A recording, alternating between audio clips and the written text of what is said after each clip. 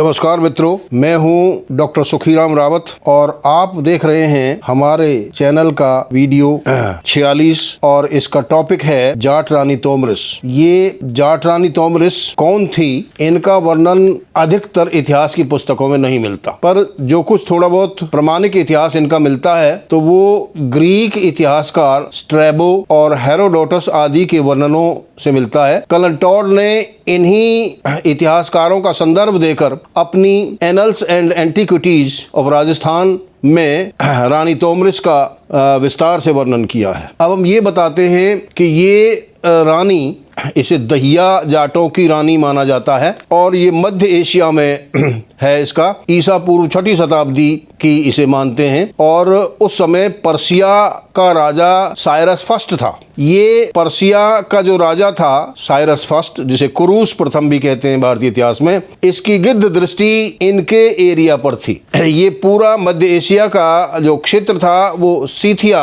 सखस्तान जिसे कहते हैं, उसके भाग बने हुए थे। तो उसमें एक प्रांत था मसागेटे प्रांत। उस प्रांत का राजा था ईसा पूर्व 6वीं शताब्दी में अरमोग नाम का एक व्यक्ति था जो जाट था। उसकी किसी कारणवश मृत्यु हो गई और मृत्यु के बाद रानी तोमरिस उसकी उत्तराधिकारी बनी। और जब ये वहां की उत्तराधिकारी बनी तो मौके का फायदा उठाकर पर्सिया के राजा साइरस ने एक दूत भेजा अपना इसके पास, ये ऑफर लेके, ये प्रस्ताव लेके कि भाई राजा साइरस फर्स्ट आपके साथ विवाह करना चाहता है। यानी साइरस ने ये प्रस्ताव भेजा कि मैं आपके साथ विवाह करना चाहता हूं। तो रानी उसके इस कुत्सित इरादे को समझ गई। असलियत में वो विवाह नहीं करना चाहता था बल्कि उसके राज्य को हड़पना चाहता था। तो क्योंकि रानी तोमरिस एक देशभक्त थी और अपने देश के लोगों के लिए मरना मिटना जानती थी, जाटों की संस्कृति को अच्छी तरह से जानती थी, इसलिए उसने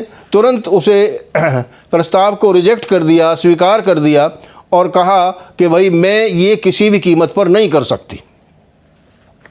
तो साइरस ने फिर अपना दूत भेजा और कहा कि यदि आप हमारा प्रस्ताव स्वीकार नहीं करेंगी तो युद्ध स्वीकार करना पड़ेगा।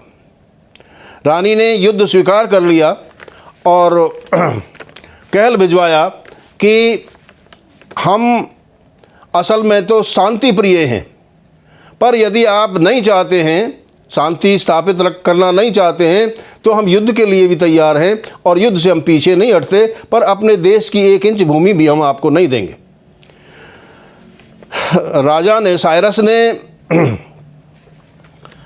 और रानी तोमरिस ने जगह निश्चित की और रानी ने कह दिया कि भाई यदि आप चाहें तो आप अपने देश को युद्ध भूमि मान लीजिए, हम अपनी सेना के साथ वहां आ जाएंगे, और यदि ऐसा आप नहीं कर सकते तो आप हमारे मसागेटे क्षेत्र में आ जाइए और हम अपनी सेना को पीछे हटा लेंगे।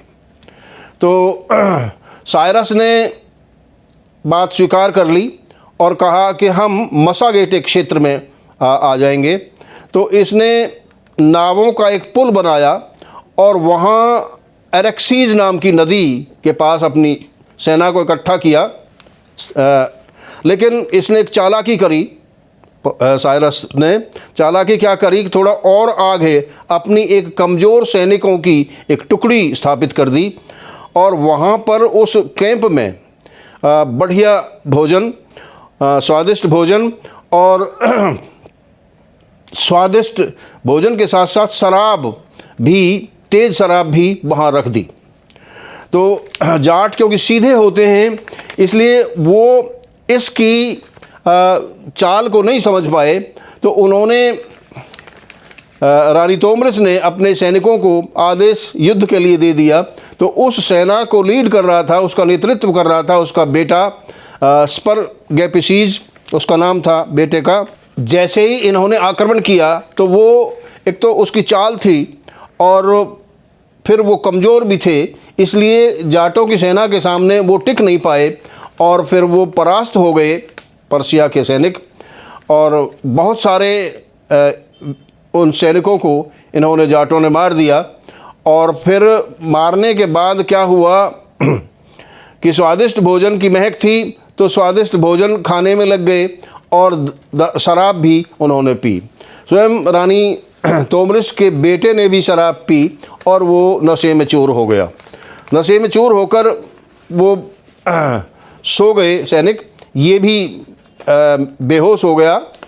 तो इसके बाद पर्शिया के सैनिकों ने ज़बरदस्त आक्रमण कर दिया, जिसमें रानी तोमरिस की सेना को परास्त कर दिया और बहुत सारे जाट सैनिक उसमें मारे गए।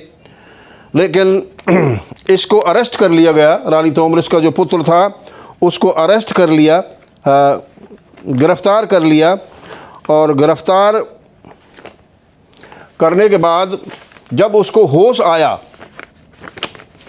तो उसने स्परगैपिसीज ने उससे राजा से कहा, पर्शिया के राजा से कहा कि मुझे आप मुक्त करिए, क्योंकि मैं एक लड़ाकू योद्धा हूँ और मुझे बेहोश की अवस्था में आपने गिरफ़्तार किया है और मुझे अवसर दीजिए युद्ध करने का।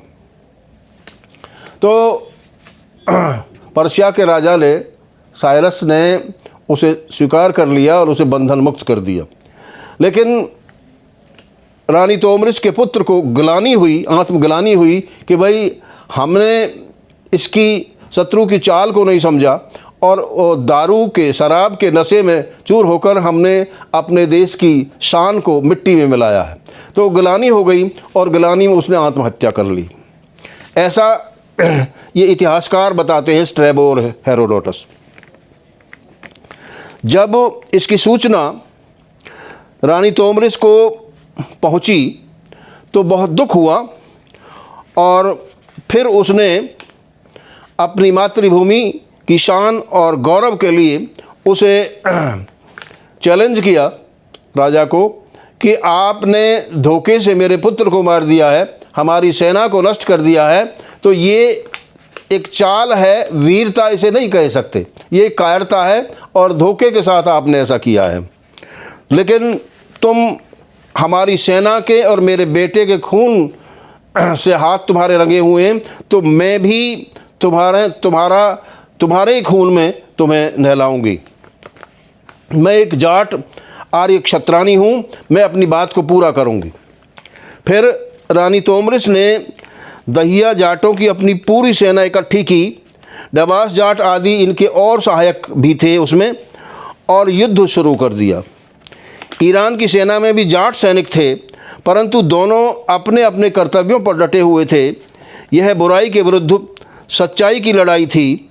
इस लड़ाई को कुछ विद्वान 530 ईस्वी में मानते हैं, जबकि कुछ विद्वान इसे 529 बीसी में मानते हैं। यानी 530 बीसी और 529 बीसी दोनों को मानते हैं विद्वान।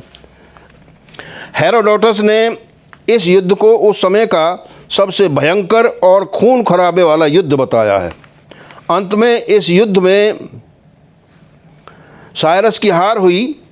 उसने कटे हुए सिर को, यानी उसके कटे हुए सिर को एक पात्र में रख कर उसके ही खून में डुबो दिया और फिर उसका प्रदर्शन किया। जाट रानी तोमरिस ने अपने पुत्र का बदला ले लिया और अपनी प्रतिज्ञा पूरी करी। इस युद्ध के बाद मध्य पूर्व एशिया और यूरोप तक जाटों की धाक जम गई। इसका प्रभाव ये हुआ कि इंग्लैंड के प्रसिद्ध नाटककार विलियम शेक्सपियर ने 16वीं शताब्दी में अपने नाटक king Henry the sixth part first में रानी तोमरिस का क्वीन ऑफ द सीथियंस के रूप में वर्णन किया है। फिर 1707 ईस्वी में लंदन में पहली बार तोमरिस द क्वीन ऑफ सीथिया शीर्षक के अंतर्गत एक ओपेरा नाटक खेला गया, उसका मंचन किया गया वहाँ पर। कजाकिस्तान में रानी तोमरिस को नेशनल हीरोइन यानी राष्ट्रीय वीरांगना के रूप में माना हुआ है कानूनन तौर पर, तथा उसके सम्मान में सिक्के भी जारी किए हुए हैं। वहाँ की कजाकिस्तान की जो फिल्म स्टूडियो है कजाक फिल्म, उसने 2019 ईस्वी में रानी तोमरिस के नाम पर एक फ़िल्म बनाई, तोमरिस उसका टाइटल रखा, और उसमें एल्मिरा तुर्सिम नाम की एक्ट्रेस ने बहुत बढ़िया उसका रोल किया तोमरिस का। तो इस प्रकार रानी तोमरिस को यद्यपि हमारे यहाँ कम लोग जानते हैं, पर ऐसी वीरांगना का भव्य स्वागत होना चाहिए और ऐसी वीरांगना का ज़्यादा से ज़्यादा प्रचार प्रसार करना चाहिए जो अपनी मातृभूमि के लिए जिसने झुकी नहीं और अपने सम्मान को बरकरार रखा। तो मित्रों, आज के वीडियो में बस इतना ही। आपका बहुत बहुत धन्यवाद। नमस्कार।